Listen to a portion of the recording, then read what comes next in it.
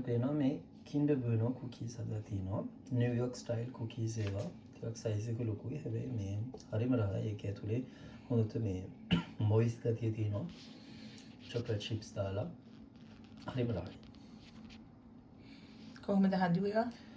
මේක දැම්මා පිටි රතු සීනි සුදු සීනි බිත්තර එකයි බටර් හොඳ දාන්න ඕනේ. බටර් කොච්චරද? බටර් 1 ග්‍රෑම් 120ක් වගේ. සීනි 70 grams සුදු සීනි 70 grams රතු සීනි. ෆ්ලවර් 250ක් ග්‍රෑම් වගේ. එතකොට chocolate chips cookie chocolate chips දාන්න පුළුවන් නැත්නම් chocolate tablet එක කපලා පොඩි කෑලි වෙත දාන්න පුළුවන්. මම chips දැම්මා මේ tablet එකක් උත් දැම්මා. milk chocolate ග්‍රෑම් 200ක් වගේ. එතකොට මැද්දට chocolate මේ නුතිලා එක දැම්මනේ. ඔව් මම මේ මැද්දට මම ටිකක් මේ නුතිලා මේ chocolate paste එක දැම්මා. ඒක දාන්න ඕනේ අර important baking soda.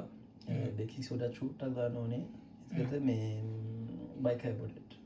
ඒකට ටික දාලා කලලා කොච්චර වෙලාවක් බේක් කරාද? මම මිනිත්තු 13ක් වගේ බේක් කරා. මේක මම මේ paste එක හදලා මම ෆ්‍රිජ් එකේ මුළු රැයක්ම දැම්මා. ඒකත් හොඳට ඒක මේ හැදෙනවා. හරි. එන හදලා බලන්න ඕන රෙසිපි එක.